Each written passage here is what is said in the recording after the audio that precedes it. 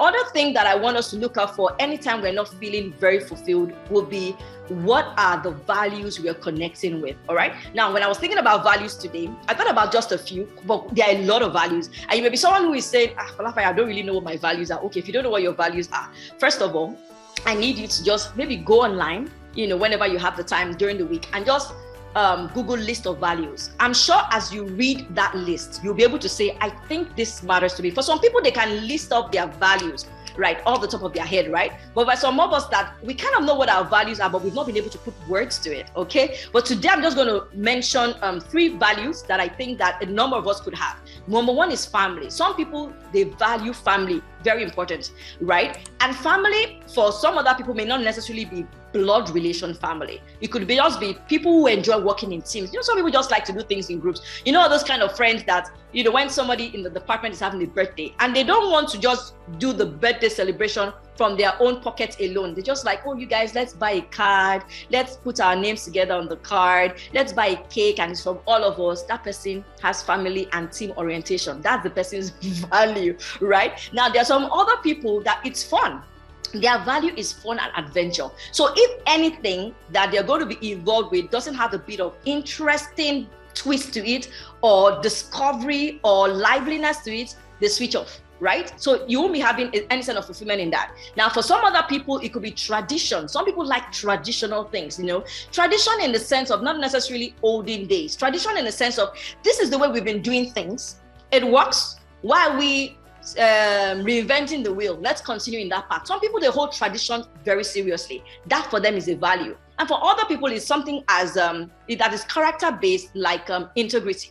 They like things to be done in a particular way. The company has said we will do things this way, we will reward our staff this way at this time of the year, and that is what they expect. Now, if you are in a system or you're working on a business or on a project, right, that your values are not coming up the way you want it there, you would be frustrated there because you will not enjoy that space like you would a place that has your values in. So if you're someone that is family oriented and you really like family and groups, and in your company, they rarely allow you time off, things like flexible work hours, especially before COVID. And now that COVID is like almost out, if you're someone who is working in an organization where they're already like, everybody come back to work, there's nothing like remote working anymore, you would kind of start feeling frustrated because in your mind, you're like, oh, but you allowed us to work hours at home before, days at home before. In fact, when there was a lockdown, we all worked from home. Why are you bringing us all back? Because for you, family is a thing, right? And now that part of your life where you can get to see your kids storm into your office or come and make a lot of noise around you, it's not going to be there anymore, but it matters to you. So if the things that matter to you, your values, are not in place with the things that you do, especially day to day, you would not have the sense of fulfillment that you require on that thing. Okay, now, so the question I have for you is, if your values are not yet incorporated in the things that you're doing, if they're not incorporated in the things you're doing, how do you want to set that in place? All right. Now, the third thing you want to look out for when you're not feeling a sense of fulfillment with the things that you're doing will be priorities. Now, priorities that I'm thinking about today are things like emergencies, things that just all of a sudden become top of the list for you. So, for example, maybe you thought that you were going to save money, and maybe as a family, you were going to invest that money in a house, right? Now, all of a sudden, something else requires funding from you guys, right? And the budget has to be tweaked to accommodate that new emergency. That thing has become priority. And you know what happens to priorities? If they're not sorted, there's no way you can feel a sense of fulfillment at all. So every single time you're struggling with a task, a project that is not completed, it has become priority. It's now urgent.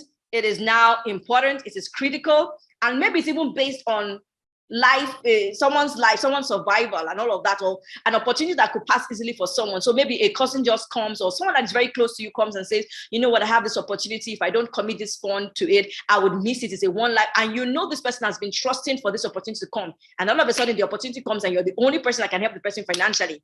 That has automatically moved up your priority list on budget. And you need to accommodate it. And the truth is, if you're doing other things and that thing is somewhere in your radar and you don't sort it out, you would be ruffled up in that space. So you want to ask yourself, what are the things that have all of a sudden become priority for me that I must sort out, that I must clear? Because whenever you have unsorted priorities, you will have issues with feeling fulfilled. All right? Okay, good. Now, the other thing that I wanted us to observe or remember around priorities is that for some priorities, you need to get comfortable with delegating or outsourcing. You need to get comfortable with that because you might not necessarily be the person who is skilled for it. But like I said, because it's in your radar, it's like, you know how it is when, have you tried reading something really important on your phone and some notification keeps popping up on your screen, right? Maybe on your laptop or on any of your devices, right? And the notification keeps popping up and it's quite annoying and you want to like move it out. And you know, there are some notifications that once you actually go to the app before you can get rid of it. That's exactly what happens when priorities pop up in our lives. Because until we actually really deal with it, it's going to keep popping up. So even though you're feeling good about a lot of other things in your life, because those priorities, the notifications of the priorities keep coming into our space, what's going to happen is that you will not feel as fulfilled in whatever it is that you're doing. So what priorities are you struggling to deal with today? Because until you really, deal with it, sort it out, or basically delegate or outsource the solution to someone, it's going to be disturbing your ability to be fulfilled. All right.